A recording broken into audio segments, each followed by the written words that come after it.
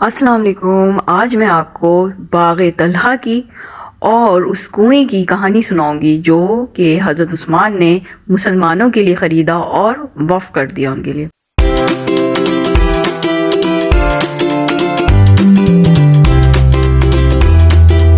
So let's start the vlog. یہ جو باغ نظر آ رہا ہے اس کو کہتے ہیں باغ طلحہ اور اس کے اندر ایک کنواں ہے. یہ مدینہ منورہ میں واقع ہے اور مسجد نبوی سے 4 کلومیٹر کے فاصلے پر ہے.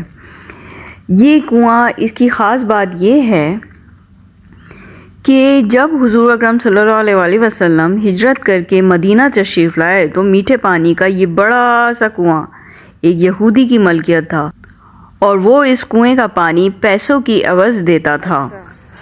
تو جب حضور اکرم صلی اللہ علیہ وسلم نے فرمایا جو شخص مسلمانوں کے لیے یہ کنواں خریدے گا اسے جنت میں اس سے بہتر انعام ملے گا.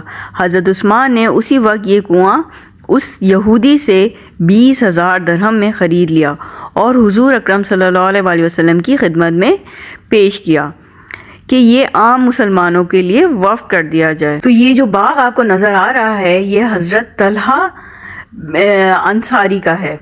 تو یہ انہوں نے اب تھوڑا سا ایڈوانس کر دیا, اس کو بہت اچھے سے بنا دیا ہے. اور اس باغ کی خاص بات یہ ہے کہ پیارے نبی صلی اللہ علیہ وسلم اکثر اس کنویں کا پانی پیتے اور باغ میں جا کر آرام کیا کرتے تھے. جب ہم اس باغ کی زیارت کے لیے گئے تو یہ کنسٹرکشن کی وجہ سے بند تھا, تو میں نے باہر سے ہی ویڈیو بنا لی تھی. کافی بڑا باغ ہے اور یہاں موسم بھی بہت اچھا تھا. اور یہ دیکھیں یہ گھر بنے ہوئے جو باغ کے سامنے, کتنے لکی لوگ ہیں. یہ لوگ بھی جاتے ہوں گے ایسے باغ میں جہاں حضور اکرم صلی اللہ علیہ وسلم تشریف لاتے تھے, ریسٹ کرتے تھے, اس کنویں کو دیکھتے ہوں گے. امید ہے آپ کو میرا ولاگ اچھا لگا ہوگا. مجھے اپنی دعاؤں میں یاد رکھیے گا, اپنا بہت خیال رکھیے گا. Thank you for watching. اللہ حافظ. اللہم